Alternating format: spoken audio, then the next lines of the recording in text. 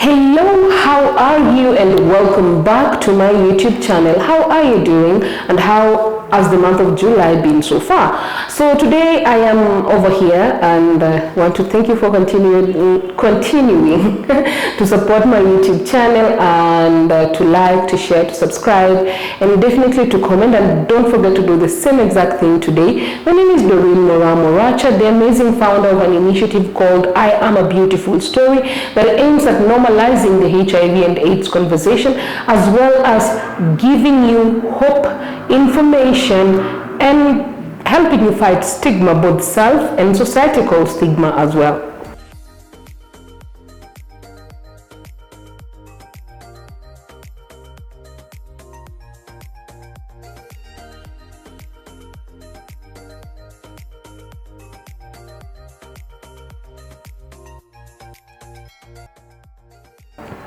Today I also want to say that this particular conversation has been brought to you by the 1 by 1 2030 organization, the Access Challenge, as well as the Kigali Hope organization. Today I want us to talk about stigma and discrimination against people living with HIV. So the stigma against people living with HIV is something that a lot of people speak about. But it also, the same people who speak about it are the same people who practice it. So let's start by defining what stigma is. The behind looks like a classroom, so I feel teacherish. Anyway, so stigma is basically looking at somebody and discriminating them according to something that you do not like about them. So you can be stigmatizing in terms of somebody tells you that they're living with HIV, and immediately you reject them, you treat them badly, you treat them differently. You just basically do not interact with them the same way that you were interacting with them before you knew that they are HIV positive. And sometimes stigma is also words. In terms of some you can tell someone you don't look like you're HIV positive. That is a stigmatizing statement. You can tell somebody that the people living with HIV look a particular way. You can tell somebody that there is a statement Kenyans like, they say it in Swahili, that watu ni wagonjwa hapa nje, to loosely translate as people are sick out here. So a lot of the times we use a lot of stigmatizing words. They're not words, they're not what we call concrete stigmatizing words. However, to the other person who is listening to to you speak, will take them negatively. If you're joking about HIV, you're saying, huyu ni ule mtu akona ukedi, huyu ni, and all the words that we say about HIV. Considering most of our languages in Kenya describe HIV in this not so nice manner. We know that the way we describe HIV, in Kisi we call HIV enyamoreo, loosely translated to the thing that makes you become thin. And a lot of times when we're looking at people living with HIV, we expect them to be thin, to be sad, to be, but sadly they are not like that. So when we talk about HIV related stigma, it is from how we act, how we talk, how we treat and interact with people living with HIV. And that is the type that comes from outside. That is the type that society basically gives us, the societal stigma. However, we do have what we call self-stigma. So with the society, it's all about, this person doesn't like me, this person talks badly about me, this person tells other people, because telling other people that so-and-so is HIV positive without their consent is stigma. So all of those things, like writing it on social media, taking a photo of their ARVs and posting them online, those are all types of stigma that we do towards people living with HIV.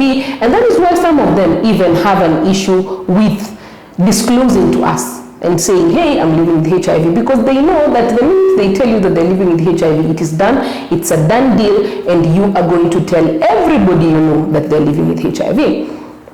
But when it comes to self-stigma, sadly, self-stigma is a self thing.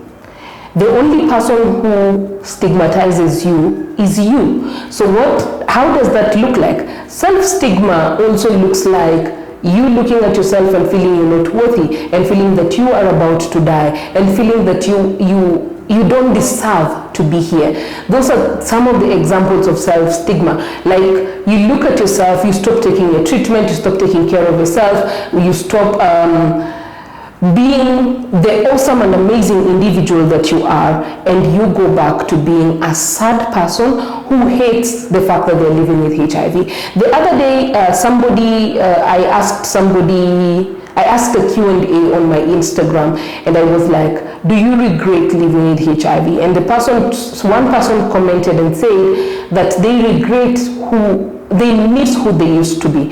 But the thing is, you are still the same person that you were. You are the same person that you were 2 minutes ago. You are the same person that you were before that test came back with the 2 lines. You are literally the same exact person. So what changed? What makes you different? Because sadly, and a lot of people come and tell me, Doreen, so-and-so, my relative, my friend, they have self-stigma. I want you to talk to them. I want you to counsel them. Now, as a person who has gone through self-stigma, I can tell you one thing for sure. You are the problem. Like, basically, you are the patient and you are the solution. You're the problem and the solution at the same time. So what do I mean when I say that you're the problem and the solution at the same time? I basically mean that you are not you're not looking at HIV from a part where they will stigmatize me. You are stigmatizing yourself. It is coming from inside you. So what do you do when you're in this particular situation? You move out of it. When I was going through all the self-stigma, and I was tired of taking treatment, and I did not want to be here, and I hated my mom, and I wanted to be as dead as my brother was, I was talked to by so many people. And that is why sometimes when I get cases and I'm told, oh, they are suicidal, what I tell the person, I refer them to therapists and counselors who are more equipped than I am. Because I know that at that point when I was self-stigmatizing myself, people were talking to me. People were coming to me and telling me, hey Doreen, we want you to know that you're amazing, you're a beautiful human being, you can live a normal life with your HIV status. But did I really believe any of the things they were saying? No, I did not. Did I really believe that these people meant what they were saying to me? No, I knew I was going to die, and I wanted to die actually. So the thing is, the only person who could cure me was me. So the counselors came. Actually, I used to go to hospital in Kericho, and they would send in counselors and tell them, go and talk to Doreen. And the counselor would come and talk to me, and when's the man? I will be there like, I have heard you. The whole time, I have not even heard anything they have said. I am not even interested in what they're going to say, because I know for a fact that what I want out of this is to not get out of it alive.